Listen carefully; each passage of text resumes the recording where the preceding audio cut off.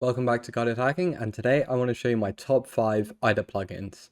Let's start off with HexRaysCodeXplorer. HexRaysCodeXplorer is a project given out for free on GitHub. This plugin will allow for you to reconstruct malware and other decompiled code very easily. The main functionality of HexRaysCodeXplorer is that it allows you to reconstruct structs and also allows you to extract types to a file and extract all of these C trees also to a file. It also provides you an explorer and a view for these so that you can explore your code so much more easier. The main function that is given with this plugin is for it to be able to reconstruct C++ objects. These are structs, and you can manually do this within IDA, but this plugin aims to make that process a lot quicker. The reason I love it so much is because sometimes when you're dealing with older malware, this plugin can absolutely tear through them and make your life so much easier when you're trying to redefine structs, and it'll save you from manually inputting all of them, and it'll also do all of the manual labor automatically. Then once you're done, you can use the virtual function table identification, and this will automatically detect a vtable and reconstruct it. Again, super useful. Next up, instead of showing one plugin, I'm going to show you a repository of multiple different plugins. This is the Flare Team Reversing Repository by Mandiant. Mandiant are also the company that produced the Flare VM automatic creation of a reversing environment, which I showed in one of my previous videos where we discussed how to set up a reversing environment. This repository contains a lot of different IDA plugins that have small functionalities for each of them, but come together to add a lot more functionality into IDA. Sometimes this functionality already exists in IDA, but this software allows for you to make that functionality a lot easier to use. So going through the provided functions, some of my favorites here are struct typer, which implements the struct typing. You can see some of the blogs that are included within this GitHub, and I certainly recommend reading through them before you try to use any of these plugins because they very well describe how to use the plugins themselves. Also, a great one here is stack strings. If you have stack strings seen within your IDA decompilation, or you're looking in the data sections of the binary, you may come across stack strings, and this will easily reconstruct them and add them into your decompilation, which makes your decompilation a lot easier to read.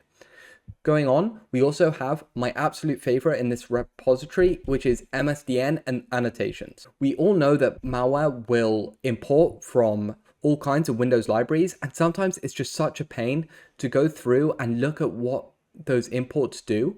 But what MSDN annotations looks to do is annotate any of those imports and give you a good way of finding out what they do quickly within IDA.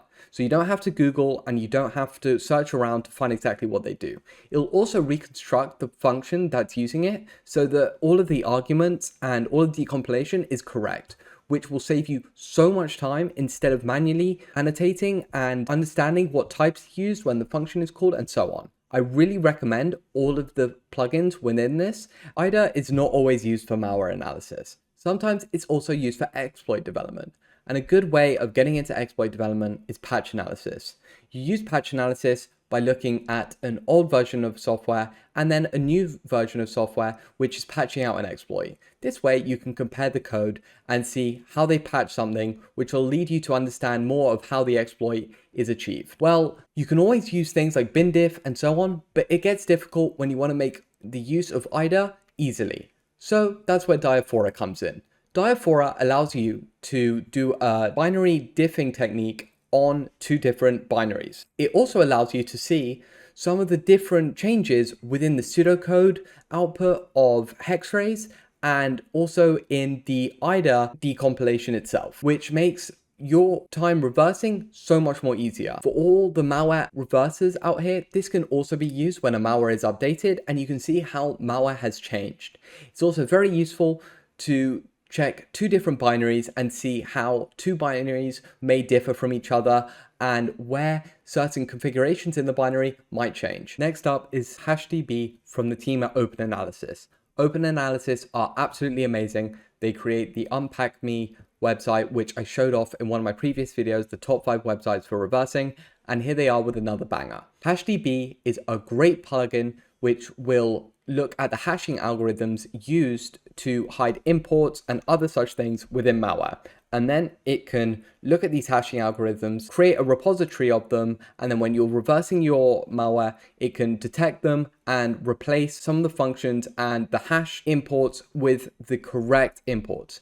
This is so useful when you're looking at malware such as Emotet or TrickBot, because some of their hashing algorithms are an absolute pain in the ass. But if somebody's already done the work for you, I mean, why spend the time yourself? What it'll allow you to do is make use of HashDB. It's a repository of a lot of different hash strings or hashed imports. And what this will allow you to do is look up a hash for its corresponding result, such as here we can see an example of kernel 32. Also, you can add to this repository, such as adding a new hashing algorithm and so on. I really recommend, if you are doing this, please help out everybody else and add in a hashing algorithm, because it saves everybody else a whole lot of time. So what this plugin will do is make use of this API. Yes, you can use it within your own scripts, and that works great. But today we're talking about IDA plugins.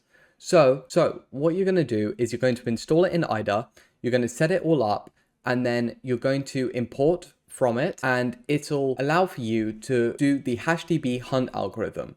So that'll search your IDA project for all of the hash values that HashDB has listed, and then it'll tell you what algorithm is being used. This is super useful if you've just found a new piece of malware and you want to find out what kind of hashing algorithm is used.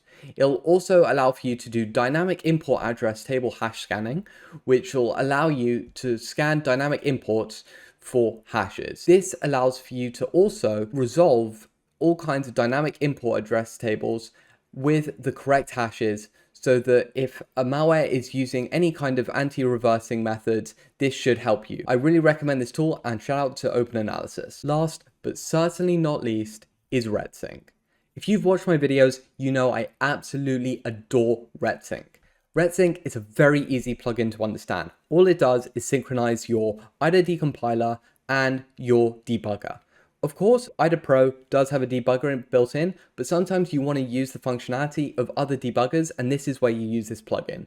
You can use this tool to sync up both your decompiled output and then also your debugger in real time while you step through your program. It also allows for you to do this within the IDA Python HexRays pseudocode output, which makes your life so much easier, so that you don't have to stick around reading the assembly output, and you can just use it within the clean pseudocode output of HexRays. If there's any plugin that I recommend on this list, it is certainly Ret Sync, because it's made my life so much easier, and I can get two things done at once and see exactly what my code is doing while following it in IDA. That concludes my list.